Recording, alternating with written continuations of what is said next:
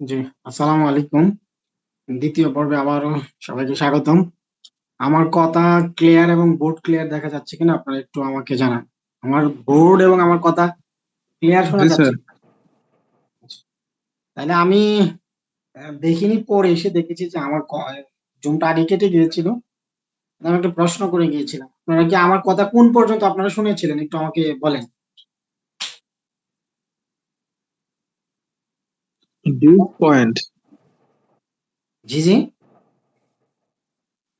Dues point. ও আচ্ছা আচ্ছা, এরপরে শুনেন নাই।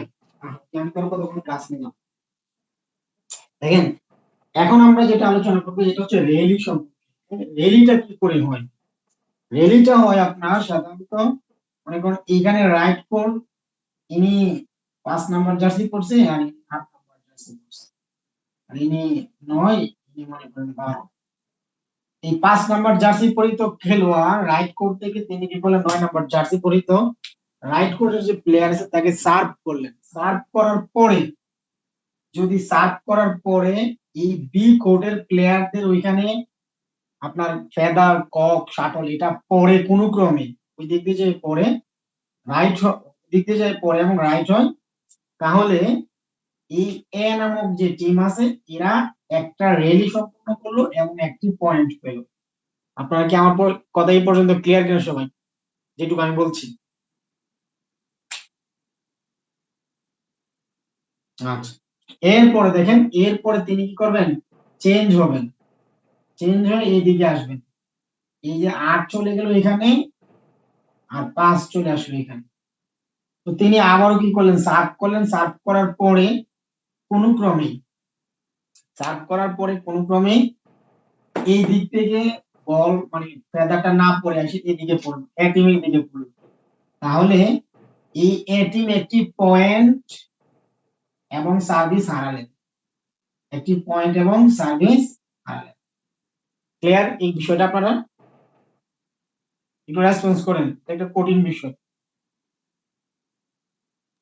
স্যার আর একবার দেখাইলে ভালো হয়। আচ্ছা আচ্ছা, দেখেন, এই যে এখানে আপনারা একটু মনোযোগ দিয়ে দেখেন, এখানে তো আমাদের 5 নাম্বার প্লেয়ার ছিল, এখানে ছিল 8। তিনি সার্ভ করলেন। সার্ভ করার পরে কি করলো, ফেদারটা এই দিক থেকে পড়লো। আগে 5 নাম্বার যে প্লেয়ারটা আছে, যে এই যে টিম আছে, এরা একটি পয়েন্ট লাভ করলো এবং একটি রেলি সফল হলো। একটা পয়েন্ট প্লাস রেলি, এটা তাদের কি হলো, সফল হলো। একটা পয়েন্ট এবং একটা রেলি সফল হলো। কিন্তু আমি বলছি যেহেতু একটা পয়েন্ট পাইছে, তার মানে সার্ভিস কোড চেঞ্জ করতে হবে। এখন 8 চলে গেল এখানে, আর 5 আসলো। আবারও তিনি সার্ভিস করলেন।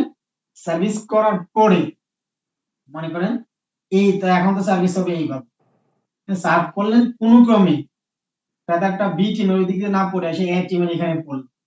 এ টিমের এখানে পড়াতে একটি পয়েন্ট বি টিম লাভ করলো, একটি পয়েন্ট, 1 পয়েন্ট লাভ করলো বি টিম, এবং একটি সার্ভিস লাভ করলো। আমরা সাধারণত এইভাবে খেলি না, কিন্তু এটা হচ্ছে ইন্টারন্যাশনাল নিয়ম।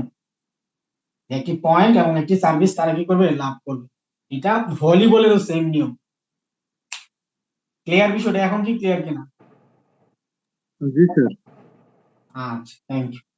তাহলে আমরা বুঝলাম যে এইভাবে। এখন প্রশ্ন হচ্ছে, আমরা তো লেফট এন্ড রাইট সাইড কিভাবে ধরবো, একটু মনোযোগ দিয়ে শুনেন। আমরা পয়েন্ট দুই প্রকারের হইব, একটা জুর পয়েন্ট আর একটা হচ্ছে বেজুর বিজুর পয়েন্ট। মনোযোগ দিয়ে বুঝেন। মনে করেন এরা তো এখানে পয়েন্ট এদের এক, এখন আর এদেরও এক। এরা কোন ক্রমে সার্ভিসটা হারাইলো, হারানোর পরে এদের দিকে তো আবার আসবে, এ টিমের দিকে আসবে। এ টিম, এ টিমের পয়েন্ট কত ছিল, এক। এক পয়েন্ট মানে কি, বেজুর পয়েন্ট। যদি বেজুর পয়েন্ট থাকে তখন বাম সাইড থেকে সার্ভিস হবে। বেজুর পয়েন্টের সার্ভিস হবে বাম সাইড, আর জুর পয়েন্টের সার্ভিস হবে ডান সাইড। এই বিষয়টা একটু দেখেন, বুঝুন কি?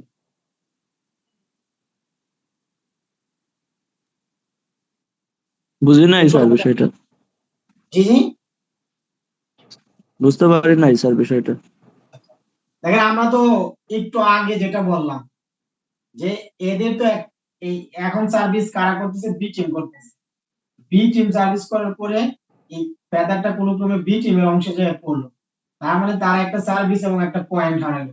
তাহলে মনে করেন এদের পয়েন্ট 2, এ টিমের পয়েন্ট হচ্ছে 2, এ টিমের পয়েন্ট যেহেতু 2, এখন সার্ভ কে করবে? এই 5 নাম্বার জার্সি করবে না 8 নাম্বার জার্সি করবে? আমার প্রশ্নটা ছিল এটা। যেহেতু আমি বলছি যদি জোর পয়েন্ট হয় তাহলে ডাইন সাইডের যে কোর্টে যিনি ডাইন সাইডে থাকবে তিনি করবেন। সুতরাং রাইট সাইডে 8 যেহেতু আছে, 8 নাম্বার জার্সিধারী প্লেয়ার যেহেতু ডাইন সাইডে আছে, সুতরাং তিনি সার্ভ করবেন। এখন ইনি সার্ভ করবেন। এখন মনে করেন 15 পয়েন্ট, মনে করেন 14 পয়েন্ট আছে, একটা উদাহরণ দিতেছি। 14 পয়েন্ট আছে এ টিমের হাতে। এখন এ টিম কি করলো? এই এ টিমের 14 পয়েন্ট বি টিম সার্ভিস করলো, কোন ক্রমে বি টিম সার্ভিস হারাইলো। এখন এই এ টিমের পয়েন্ট হলো এসে 14 আর 1 যোগ করলে 15, তাহলে 15 পয়েন্ট হইলো। এখন 15 পয়েন্ট হইছে, এক যোগ করে এটা পয়েন্ট পাইছে সার্ভিস হারানোতে ওরা। এখন এরা সার্ভিসও পাইলো এবং একটা পয়েন্টও পাইলো। কিন্তু পয়েন্ট পাওয়ার পরে এদের ছিল 14, পরে এক যোগ হয়ে গেছে কি 15। এখন 15 হইলে প্রশ্ন হচ্ছে কে সার্ভিস করবে এখন? লেফট এই সাইড যে থেকে স্যার, জি লেফট সাইড, লেফট সাইড। জি জি লেফট সাইড, যেহেতু বিজুর পয়েন্ট এই জন্য কি করবে, বাম দিক থেকে মানে বাম সাইডের যিনি তারা আছেন ইনি এখন প্রথম সার্ভিসটা করবে। এই বিষয়টা কি ক্লিয়ার হয়েছে?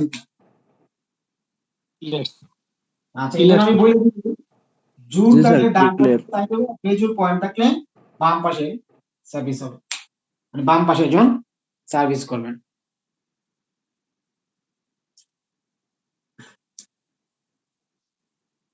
আচ্ছা, কি কি কারণে এইটা কি আপনারা সবাই বুঝছেন কিনা? বুঝলে আমি এটা একটু বুঝতে চাইতেছি।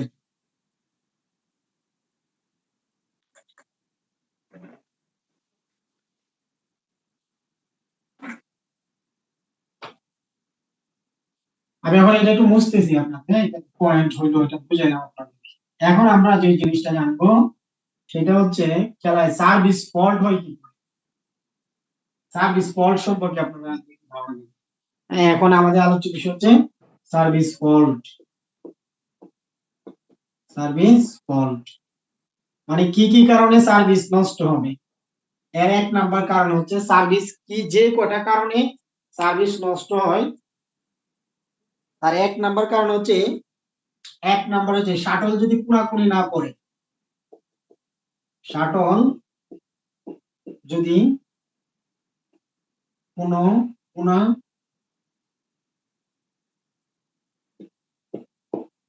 উনি না পড়ে, এই শাটল আপনি যখন সার্ভ করবেন, যদি আপনি মনে করেন 8 নাম্বার জার্সি সার্ভিস করছে, কোনো ক্রমে 12 নাম্বার জার্সি কোর্টে যে বল মানে আপনার শাটলটি পড়লো, তাহলে সার্ভিসটা ফল্ট, সার্ভিসটা কি ফল্ট।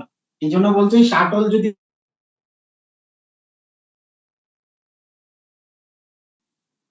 যদি আপনি সার্ভিস করেন, সার্ভিস করার সময় যদি কি করে হয়, পা পা শূন্য যদি উঠে, মানে এক কথায় সার্ভিসের সময়, সার্ভিসে সার্ভিসের সময় পা শূন্যে থাকে, বলছে যে সার্ভিসের সময় যদি পা শূন্য থাকে, শূন্য থাকে অর্থ এখানে বুঝেছে আপনি সার্ভিস করতেছেন, আপনার পা যদি উঠে থাকে, ডান পা বা বাম পা এক পা উঠলেই হলো, এটা যদি আপনার থাকে যে আপনি সার্ভিস করতেছেন, আপনি এরকম অনেকেই করে, আপনি দেখবেন আন্তঃ স্কুল খেলাতে দেখবেন বা ন্যাশনাল পর্যায়ে হয় না, এগুলো তো আপনার লোকালি খেলা চালাবেন, ওখানে দেখবেন সার্ভ করার সময় একটা ডান পা অথবা কারো বাম পা উঠে যায়, যদি সার্ভিস করার সময় কি করে পা যদি শূন্য থাকে। এটা হচ্ছে একটা পয়েন্ট। এরপরে যে পয়েন্ট সেটা হচ্ছে আমরা দেখেছি কি, আপনি সার্ভিস করতেছেন, যদি এই যে এটা হচ্ছে এই কোডকে বলা হয় লং কোড, লং কোড, আর এই কোড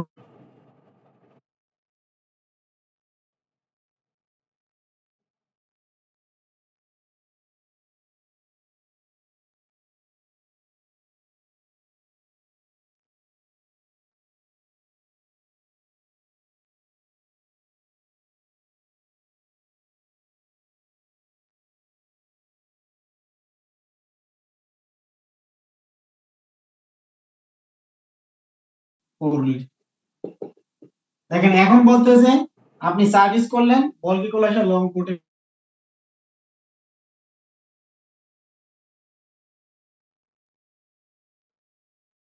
পড়ে, তাহলে আপনার সার্ভিসটা রং। এই তিনটা পয়েন্ট কি ক্লিয়ার কিনা? জি স্যার। আচ্ছা, প্রশ্ন Clear, থাকলে sir. কিন্তু করবেন, মাঝখানে প্রশ্ন করবেন। হ্যাঁ, সার্ভিসের সময় সার্ভিস বা এক কথায় শাটল যদি মানে এটা আমরা সার্ভিস ওয়ার্ড করে দিচ্ছি না, তাহলে সার্ভিসের সময়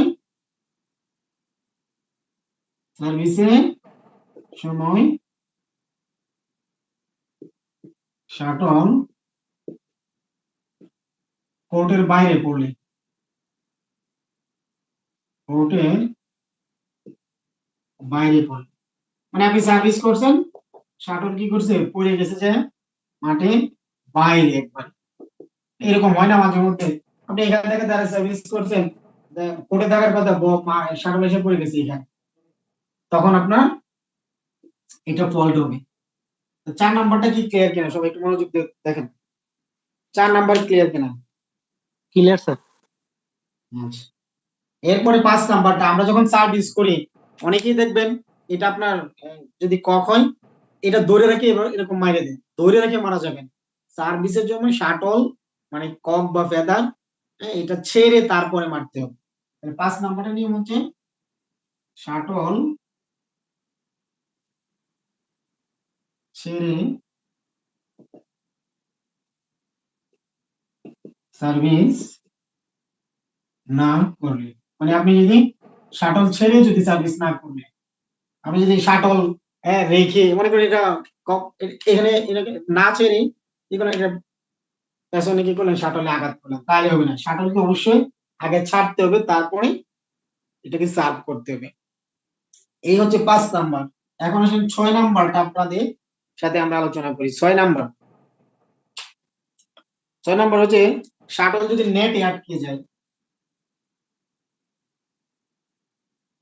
শাটল যদি নেটে আটকে যায়, শাটল যদি নেটে আটকে যায়, মানে আপনি মনে করেন এখান থেকে রাইট সাইড থেকে সার্ভিস করলেন, এই নেটের মধ্যে যাই কি করলো, কোনো ক্রমে আটকে গেল, তাহলে আপনার সার্ভিসটি ফল্ট হবে।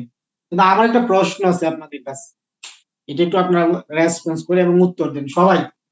প্রয়োজনে প্রত্যেকটাই ভুল হবে বা প্রত্যেকটাই সঠিক হবে, কিন্তু উত্তর দিতে হবে। এখন আমি মনে করেন একজন সার্ভার, আমি সার্ভ করলাম, কিন্তু আমার সার্ভিসটা করার পরে শাটলটা নেটে লাগলো, লাগার পরে যে রাইট কোটে পড়ছে, নেটে লাগছে, লাগার পরে যে রাইট কোটে পড়ছে, এই ক্ষেত্রে কি আমার সার্ভিসটা রাইট না রং? একটু রেসপন্স করেন, এই ক্ষেত্রে কি আমার সার্ভিসটা রাইট না রং? নেটের লাইভে যদি রাইট রাইট হয়, Right, sir. সকলে কি রাইট, সেটা পক্ষে Right, sir. আন্তঃ- Right, sir. আচ্ছা, রাইট। স্টুডেন্ট তো কমে গেল, একটু আগে তো অনেকজন ছিল। আপনাদের আপনারা কি মনে করতেছেন যে শুধু খালি কোর্স করবেন, সনদ হইলো আপনাদের চাকরি হয়ে যাবে? বিষয়টা কেমন, একটু তো কঠিন। এখন আপনাদের প্র্যাকটিক্যাল ক্লাস করার কথা মাঠে যায়, এটা আপনারা এখন অনলাইনে করতেছেন। আমি আমার জায়গা থেকে চেষ্টা করতেছি আপনাদেরকে বোঝানোর জন্য, হয়তো অনেক কিছু অনলাইনের মধ্যে হয় না, তারপরে সর্বোচ্চ প্রতিষ্ঠান চেষ্টা করতেছে আপনাদেরকে ক্লাসের জন্য। এখন আপনাদের যদি উপস্থিতিও কম থাকে তাহলে তো এটা জটিল, উপস্থিতিটা অন্ততপক্ষে ভালো থাকতে হবে। অনেকজন স্টুডেন্ট থাকলে অনেক প্রশ্ন করতো, জানি অনেকেই প্রফেশনালের সাথে সম্পৃক্ত, প্রয়োজন একটু পরে ক্লাস হবে, কিন্তু প্রত্যেকে তো উপস্থিত থাকা উচিত। কারণ আপনারা জানেন যে প্র্যাকটিক্যালে আপনাদের টোটালি 2000 মার্ক, এর মধ্যে আপনার প্রায় 1300+ মার্ক হচ্ছে আপনাদের প্রতিষ্ঠানের হাতে, মিন্স আপনাদের হাতে। কারণ আপনারা যদি প্রতিদিন ক্লাসে অ্যাবসেন্ট দেন বা উপস্থিত না থাকেন, তাহলে তো প্রতিষ্ঠান আপনাকে এই মার্কটা ফুল দিবে না।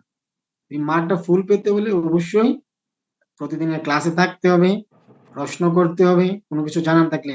আমি 2-1 জনকে রেগুলার দেখি, হ্যাঁ, এর মধ্যে আজকে একজনকে নতুন দেখলাম, প্রান্ত সাহা, সবুজ আলী, ইনারা একটু নতুন। অন্যদের সাথে আমার আগে 2-1টা ক্লাস হয়েছে, টুকটাক প্রশ্ন করেছে, যেমন আকিরুল ইসলাম। তো রেগুলারের মধ্যে সৌরভ হুসাইন, সুমন আহমেদ এবং শারমিন আক্তার, এই 3 জন রেগুলার। শারমিন আক্তার কি আপনি কি আছেন না কাজে ব্যস্ত?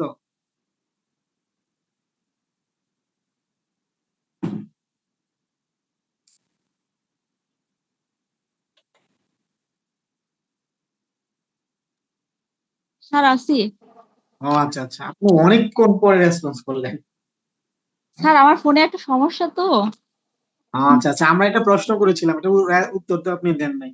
আমি বলছি সার্ভিস, মনে করেন আমি একজন সার্ভার, আমি সার্ভিস করলাম, সার্ভিস করার পরে কোনো ক্রমে নেটের মধ্যে আমার শাটল ফেদার ককটা টাচ হলো, হওয়ার পরে যায় রাইট কোর্টে পড়লো, তাহলে আমার সার্ভিসটা কি রাইট কিনা বা রং কিনা, এটা জানার জন্য। রাইট আর রং? স্যার এটা তো রাইট। শিওর? জি স্যার। আচ্ছা, থ্যাংক ইউ। কিন্তু সবাই পারেন এটা। এখন আসেন 6 নাম্বার গেল, 7 নাম্বার, আমি কি এটা মুছবো একটু?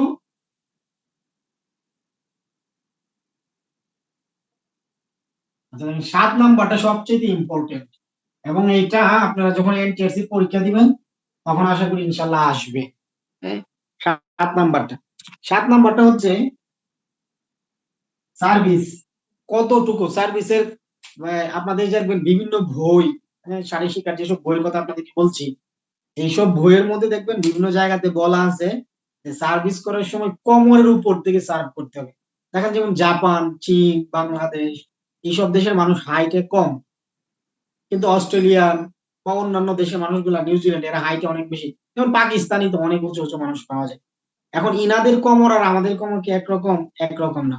তাহলে কোমরের নিচ থেকে যদি সার্ভিস করতে হয়, তাহলে অস্ট্রেলিয়ানরা অনেক বেশি সুবিধা পাওয়া যায়। এই জন্য আইএফবি মানে ইন্টারন্যাশনাল ব্যাডমিন্টন ফেডারেশন একটা নিয়ম করেছে যে সার্ভিস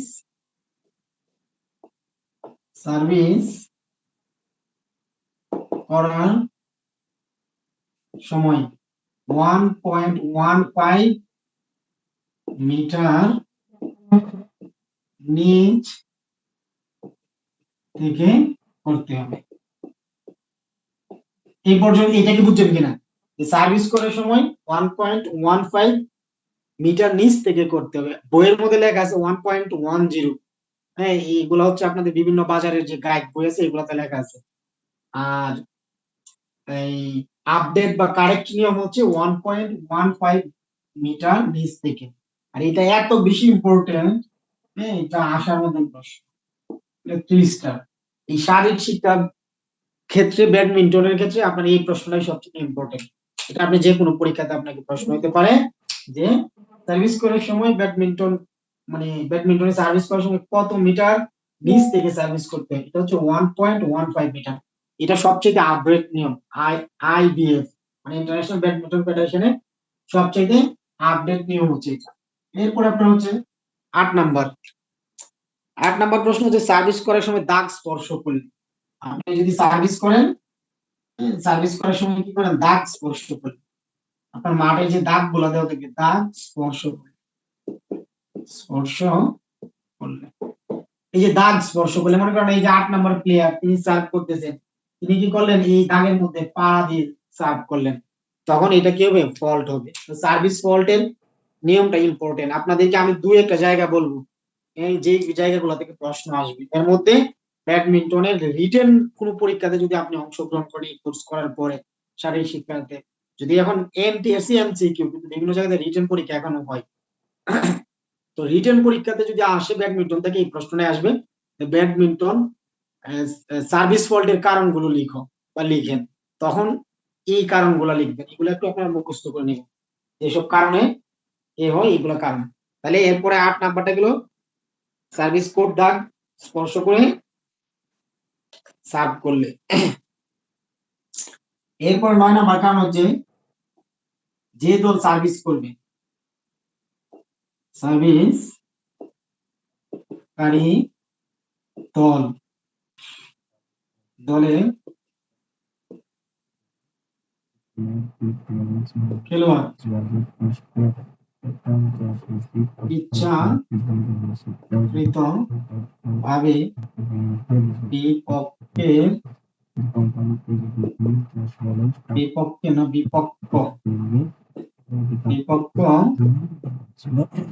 দলে খেলোয়াড়কে ধোঁকা দিবে, এই কারণে সার্ভিস ফল্ট হতে পারে। ইচ্ছাকৃতভাবে বিপক্ষ খেলোয়াড়কে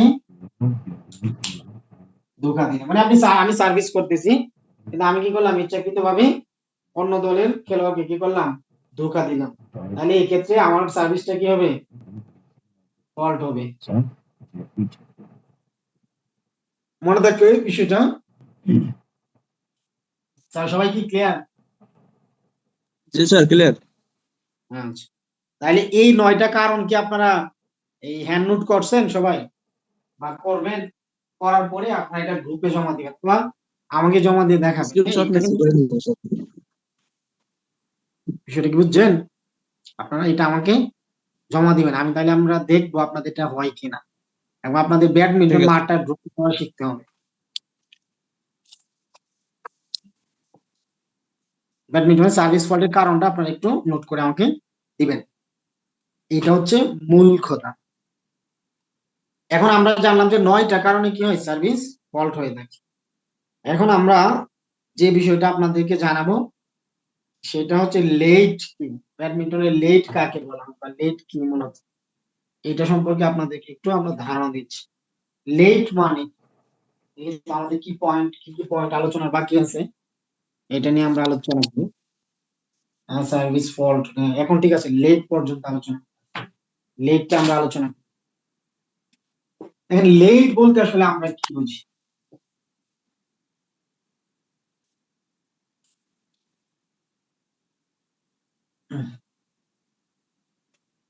এইখান থেকে দুইটা প্রশ্ন নেই, লেট কেন ডাকা হয় আর সার্ভিস ফল্ট কেন হয়। তো এখন আলোচ্য বিষয় হচ্ছে লেট। এই লেট কেন ডাকা হয়, লেট কেন ডাকা হয়? এক নাম্বার হচ্ছে দৈব কারণে, দৈব কারণ। দৈব কারণ বলতে আসলে আমরা কি বুঝতেছি?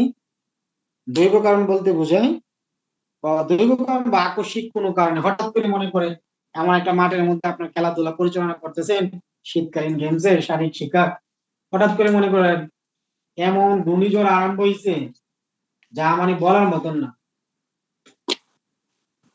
তখন আপনি কি করবেন, এই খেলাটা কি করবেন, বন্ধ করে দিবেন।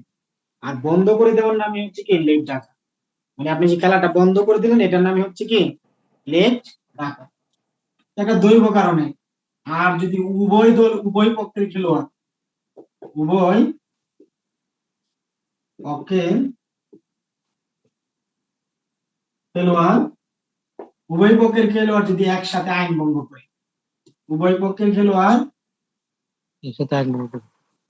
জি জি উভয় পক্ষের খেলোয়াড় যদি একসাথে যদি একই সাথে আইন ভঙ্গ করে, উভয় দলের খেলোয়াড় যদি একই সাথে আইন ভঙ্গ করে, তখন কি করবেন, রেফারি আপনার এখানে লেট ডাকবেন। আচ্ছা, এরপরে আপনাদের যেটা জানতে হবে সেটা হচ্ছে লাইন জাজ যারা থাকে,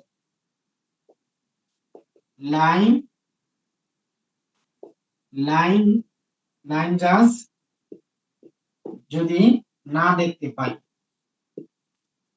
দেখতে পাই, মনে করেন লাইন জাজ যারা থাকবে, হ্যাঁ, মানে যারা বিচারক হিসেবে থাকবে লাইন জাজ, এরা মনে করেন আপনার শাটলটা কোথায় যায় পড়ছে, কোনো দৈব কারণে তিনি দেখতে পান নাই, তাহলে কি করবেন, এই সময় লেট রাখতে পারেন। আচ্ছা, এরপরে যেটা সেটা হচ্ছে কি, রিসিভার যদি প্রস্তুত না থাকে, যিনি আপনার সার্ভিসটা রিসিভ করবেন, রিসিভ করবেন, তিনি যদি প্রস্তুত না থাকে, তিনি যদি প্রস্তুত না থাকে, যিনি রিসিভ করবেন তিনি যদি কোনো ক্রমে প্রস্তুত না থাকে, তখন কি করতে হবে, রেফারি লেট রাখবেন। সর্বশেষ যে কারণে লেট রাখতে পারে, এই যে আমরা একটু আগে আপনাদেরকে ফেদারটা দেখালাম, এরকম এটা থাকে ফেদার, যদি কোনো ক্রমে এই যে গুল অংশটা, যেটা ফেদারের যে গুল অংশটা, এটা যদি খুলে যায়, ফেদার বা শাটলের শাটলের শাটলের এটা হচ্ছে এরকম শাটলের তলা খুলে গেল, তলা খালি খুলে গেল না, খেলার মধ্যে তলা যদি খেলার মধ্যে খেলার মধ্যে যদি শাটলের তলা খুলে যায়, মানে এই যে গোল অংশটা, এটা যদি খুলে যায়, তলা খুলে যায়, তাহলে আপনার কি হবে? এই খেলা বন্ধ থাকবে, মানে লেট থাকবে। রেফারি কি করবেন? লেট রাখবে। ক্লিয়ার সবাই এই পর্যন্ত? এই কারণে লেট রাখতে পারে। ব্যাডমিন্টনের দুইটা জায়গা সবচেয়ে স্যার, লেটের clear। জন্য। একটা হচ্ছে আপনার, জি স্যার, ক্লিয়ার ক্লিয়ার। আচ্ছা, একটা হচ্ছে আপনার সার্ভিস ফল্ট কেন হয়, আর দ্বিতীয় কথা হচ্ছে লেট কেন রাখা হয়। এই দুটো ইম্পর্টেন্ট বেশি। আর মৌখিক পরীক্ষা বা শর্ট কোয়েশনের জন্য সবচেয়ে বেশি ইম্পর্টেন্ট সেটা হচ্ছে সার্ভিস কত মিটার মানে নিচ থেকে করতে হয়, এটা হচ্ছে সবচেয়ে ইম্পর্টেন্ট। তাহলে আমরা এই লেট সম্পর্কে জানলাম, এটা এখন আমরা মুছে দিচ্ছি। এখন আমরা যেটা সম্পর্কে জানবো সেটা হচ্ছে আপনার এই ব্যাডমিন্টন খেলায় প্রতিযোগিতার সিস্টেমটা কি। প্রতিযোগিতা, ব্যাডমিন্টন খেলায় কি রকম প্রতিযোগিতা হয়? ব্যাডমিন্টন খেলায় প্রতিযোগিতা হয় একক। হ্যাঁ, প্রথমে হচ্ছে একক পুরুষ। ব্যাডমিন্টন খেলায় প্রতিযোগিতা হয় 5 প্রকারে, মনে রাখবেন 5 প্রকার প্রতিযোগিতা হয় ব্যাডমিন্টন।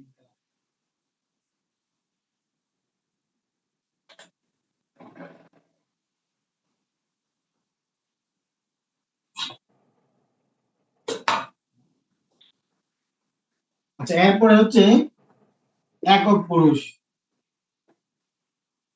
দ্বৈত পুরুষ, মানে যেটা আমরা বলি ডাবলস। এরপরে হচ্ছে একক মহিলা, এরপরে হচ্ছে দ্বৈত মহিলা,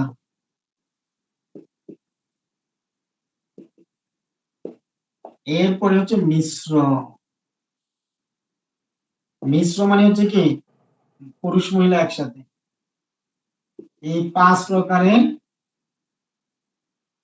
ব্যাডমিন্টন প্রতিযোগিতা হয়ে থাকে। এই 5টা বিষয় কি আপনারা ক্লিয়ার কিনা? জি স্যার, সবাই clear। একটু রেসপন্স করুন এই 5টা বিষয়। আচ্ছা, স্যার আমরা ক্লিয়ার, আমি স্যার যে ক্লিয়ার। আপনাদের ক্লাসগুলো নিতেছি, আপনারা কি আমার ক্লাস সময় কি বুঝেন কিনা? জি স্যার, ভালো বুঝি। জি স্যার, বুঝছি স্যার। জি জি স্যার, বোঝা যাচ্ছে, সমস্যা নেই। আচ্ছা, থ্যাংক ইউ। স্যার কারণ আমার বাড়ি এক জায়গাতে, আমার জেলা একটা, আপনাদের জেলা একটা, আমার ভাষাগত ত্রুটি থাকতে পারে।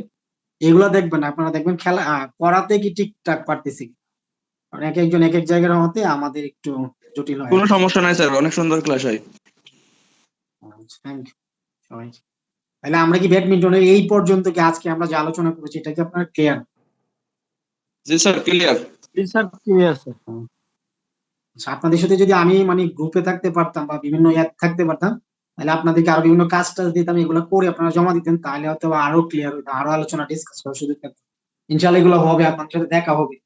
এরপরে আসি আমরা আপনাদের এই যে বিষয়, সেটা হচ্ছে অফিসিয়াল, মানে খেলাধুলাকে পরিচালনা করবে এটার অফিসিয়াল কতজন থাকে। আমরা রেফারির যে সাইন গুলো আছে, মানে সংকেত কোনটা হইলে কি হবে, এটার একটা ছবি আপনাদের আমি পরিচালককে দিব, আপনারা অবশ্যই পাবেন সবাই, আমরা এটা দিয়ে দিব। এখন আসেন রেফারি সাইন, মানে রেফারি কয়জন রেফারির মাধ্যমে এই খেলাটা পরিচালনা হবে। হ্যাঁ, যদি পরীক্ষার হলে আসে ব্যাডমিন্টন খেলায় কতজন অফিসিয়াল থাকে, অফিসিয়াল অফিসিয়াল কতজন অফিসিয়াল থাকেন, এই প্রশ্নটা যদি আসে, তাহলে এর উত্তর হচ্ছে 13 জন অফিসিয়াল থাকেন মাত্র। অনেক অফিসিয়াল, 13 জন অফিসিয়াল থাকেন ব্যাডমিন্টন। একজন রেফারি, একজন হচ্ছে রেফারি রেফারি রেফারি একজন। এরপরে হচ্ছে আম্পায়ার, আম্পায়ার একজন। আরেকজন হচ্ছে স্কোরার, স্কোরার একজন। আর লাইন লাইন জাজ, 10 জন, এই টোটালি 13 জন। দেখেন আপনারা বুঝতে পারেন কি নাই যে কতজন অফিসিয়াল থাকার প্রয়োজন। কোরআনটা এখানে একটু এটা ভিতরে লাইন জাজের ভিতরে, এটা হচ্ছে আপনার সার্ভিস জাজ, সার্ভিস জাজ। সার্ভটা ঠিক হইতেছে কিনা, ঠিক মতো করতেছে কিনা, যে 1.15 নিচে থেকে করতেছে কিনা, এটা দেখার জন্য সার্ভিস জাজ হচ্ছে একজন। এই টোটালি 13 জন অফিসিয়াল একটা ব্যাডমিন্টন টুর্নামেন্টে প্রত্যেকটা সাইট পরিচালনা করে থাকেন। তবে আমরা যেটা গ্রামগঞ্জে বা দেখে থাকি সেটা হচ্ছে আপনার একজন রেফারি থাকেন আর একজন স্কোরার থাকেন, এভাবে খেলাধুলা সাধারণত হয়ে থাকে। কিন্তু আপনি আপনি এই যে ফিজিক্যাল এডুকেশনের টিচার বা শারীরিক শিক্ষার টিচার হবেন বা ইনশাআল্লাহ সামনে, এই জন্য আপনাকে আইন কানুন সকল বিষয় সম্পর্কে আপনার ভালো ধারণা থাকতে হবে। মনে করেন আপনি ফিজিক্যাল টিচার হলেন, আপনাকে শারীরিক শিক্ষার কোনো খেলা হইলো, একজন স্টুডেন্ট আইন কানুন জানতে চাইতেছে, আপনি যদি ইনস্ট্যান্ট উত্তর না দিতে পারেন তাহলে এই ক্ষেত্রে আপনার দুর্বলতা প্রকাশ হতে পারে, স্টুডেন্টরা একটু ডাউট ফিল করবে।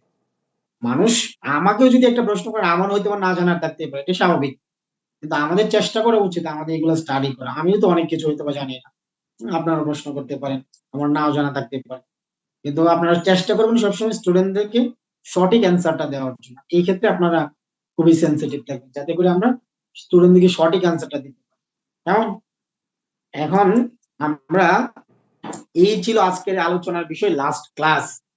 এখন দেখেন আমরা আজকে অনেক আলোচনা করেছি, একটা ক্লাস, একটা ইভেন্ট, মানে একটা খেলা একবারে এ টু জেড আমরা এখানকার আইন কানুন শেষ করেছি। এখানে আমরা প্রথমে জেনেছি ইতিহাস, তারপর জেনেছি কোর্ট সম্পর্কে, এরপরে জেনেছি পোস্ট বা খুঁটি সম্পর্কে, এরপরে আপনার জেনেছি আমরা জাল বা নেট সম্পর্কে, এরপরে জেনেছি র্যাকেট ব্যাডমিন্টনটা, এরপরে আমরা জেনেছি শাটল বা ফেদার সম্পর্কে, টস সম্পর্কে জেনেছি, এরপরে আমরা পয়েন্ট সম্পর্কে জেনেছি, সার্ভিস বা রেলি সম্পর্কে জেনেছি, সার্ভিস ফল্ট সবচেয়ে ইম্পর্টেন্ট পয়েন্ট, এটা সম্পর্কে আমরা জেনেছি। এরপরে দ্বিতীয় ইম্পর্টেন্ট পয়েন্ট সেটা হচ্ছে কি লেট, লেট কিভাবে ডাকা হয় এই কারণে। সর্বশেষ পয়েন্ট হচ্ছে কি পাঁচটি প্রতিযোগিতা এবং অফিসিয়াল। আমার একটা প্রশ্ন আছে আপনাদের কাছে, আমরা যে একটু আগে বললাম লেট, কিন্তু খেলা তো আমরা লেট ডাকলাম বা কোনো কারণে আমরা লেট হইলো, এখন পরবর্তীতে আমরা খেলা কি করে আরম্ভ করবো, এটা কি আপনারা একটু আমাকে জানাবেন? আমরা তো লেট রাখলাম, এটা তো আপনারা প্রশ্ন করেন নাই আমাকে, দেখি আপনারা হয়তো বা জানেন এই জন্য প্রশ্ন করেন, আমাকে একটু রেসপন্স করে উত্তর দেন তো। মনে করেন আপনারা খেলতেছেন, আমি লেট রাখলাম, যে লেট যে কোনো কারণে, এখন এখন খেলাটা কি করে শুরু হবে একটু আমাকে একটু জানান, সবাই একটু রেসপন্স করেন। এখন আপনারা কি করে খেলাটা শুরু করবেন? মনে করেন আপনারা একজন আম্পায়ার, খেলা হইতেছে, এখন লেট রাখা হয়েছে, কি করে আমরা এখন খেলা শুরু করি?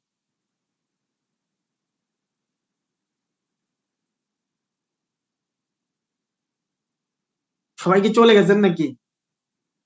আছি স্যার, আপনি একটু বলেন স্যার। স্যার জানা এটা তো নাই স্যার এটা। একবার ইজি বিষয়, আবার এগেইন হবে, এগেইন পুনরায় শুরু হবে। মনে করেন সার্ভ করলেন, কোনো কারণে লেট রাখা হয়েছে, পরে আবার খেলা চললো, আপনারা রং আনসার হলে তো দিবেন, আগে আগে চেষ্টা করবেন একটা রং আনসার দেওয়ার, তো রাইট আনসারের জন্য আসি ইনশাল্লাহ। হ্যাঁ, তখন আপনারা লেট ডাকার পরে আবার এগেইন শুরু করবেন, এগেইন পুনরায় আবার খেলা শুরু হবে। ঠিক আছে, সবাই কি বুঝতে পারছেন বিষয়টা? জি স্যার বুঝছি এখন। আচ্ছা, থ্যাংক ইউ, থ্যাংক ইউ। আমরা বিভিন্ন বিষয় নিয়ে আলোচনা করলাম। আজকের আমাদের আলোচ্য বিষয় ছিল ব্যাডমিন্টন খেলা, এটার ইতিহাস আইন কানুন নিয়ে জানলাম। আপনাদের যদি কারো কোনো প্রশ্ন থাকে ইনশাল্লাহ পরে ক্লাসে আবার করবেন, আপনাদের প্রশ্নের উত্তর দেওয়ার অপেক্ষায় রইলাম। আপনাদের সকলের সুস্বাস্থ্য কামনা করে আজকে ক্লাস থেকে বিদায় নিচ্ছি। আসসালামু আলাইকুম। স্যার একটু কথা বলার ছিল। জি জি বলেন, ক্লাস থেকে বিদায় নিলাম আর কি। বলতেছি কি যে আসলে আমাদের সিলেবাসটা যদি একটু ভালো মতন মানে দেখতে দেখতে পারতাম, মানে কোন কোন টপিকস আলোচনা হবে বা কোন কোন টপিকস পড়ানো হবে, এটা মনে হয় হলে একটু ভালো হতো। আমার নিজেরাও একটু ক্লাসের আগে একটু দেখলাম আর কি, যে এটা এরকম এরকম আছে আর কি। আমি আপনাদের এই যিনি এই যে এখানে AGMTTI যে আইডিটা আছে, এনার কাছে আমি অনেক আগে মানে শুক্রবার দিন বিকেল বেলায় দিয়ে দিছি আমরা কি কি আলোচনা করবো। আশা করি এরপরে ক্লাসটাকে ইনি আপনাদেরকে প্রোভাইড করবেন ইনশাআল্লাহ, এগুলোর লাগে থাকবেন ইনশাআল্লাহ। স্যার আমাদের ইনি আপনার নেক্সট ক্লাস তো সামনে শুক্র শনি না? আমরা বলেছিলাম যে একটা ক্লাস বাড়ানোর জন্য, কারণ টোটাল কোর্সে 35টা ক্লাস না হলে সাধারণত কোর্সটা একটু শেষ হইতে কষ্ট হয় আর কি, শেষ করা যায় না জি যেহেতু জি। সময় আছে। এই জন্য ওনাকে আমি বলছিলাম, পরামর্শ দিয়েছি এবং আমাদের কোর্স প্ল্যানটাও দিয়েছি আমরা কি করে, আমি আরো অন্য প্রতিষ্ঠানে ক্লাস নেই তো আমাদের একটা কোর্স ডিজাইন করা আছে আর কি। তো উনি আশা ব্যক্ত করেছেন যে ইনশাল্লাহ ক্লাস এটা বাড়তেও পারে। তো আশা করছি আগামী সপ্তাহে ইনশাল্লাহ ক্লাস করার আগে আমি আপনাদেরকে ওটা দিব, ওনাকে উনি আপনাদেরকে দিয়ে দিবেন ইনশাল্লাহ। কারণ স্যার সিলেবাসটা থাকলে আমরা ক্লাসের বাইরেও হয়তো বই দেখলাম বা বিভিন্ন নেট থেকে কালেক্ট করে একটু নিয়ম কানুন দেখলাম, সিলেবাসটা জানা থাকে যে এই টপিকস গুলো আমাদের পড়ানো হবে। জি, আগামী ক্লাস থেকে আপনারা পাবেন। এই যে এখন দেখলাম মাত্র প্রোভাইড করলো, হয়তো ওনার এই কারণে প্রোভাইড করতে পারে না। আশা করছি আগামী ক্লাসে আপনারা পাবেন, সময়ের আগে আপনারা পেয়ে যাবেন। আপনারা একটু স্টাডি করে রাখবেন যাতে আমাকে প্রশ্ন করতে পারেন। আমি সব প্রশ্নের উত্তর নাও জানতে পারি, কিন্তু উত্তর দেওয়ার জি জন্য জি চেষ্টা জি। করবো।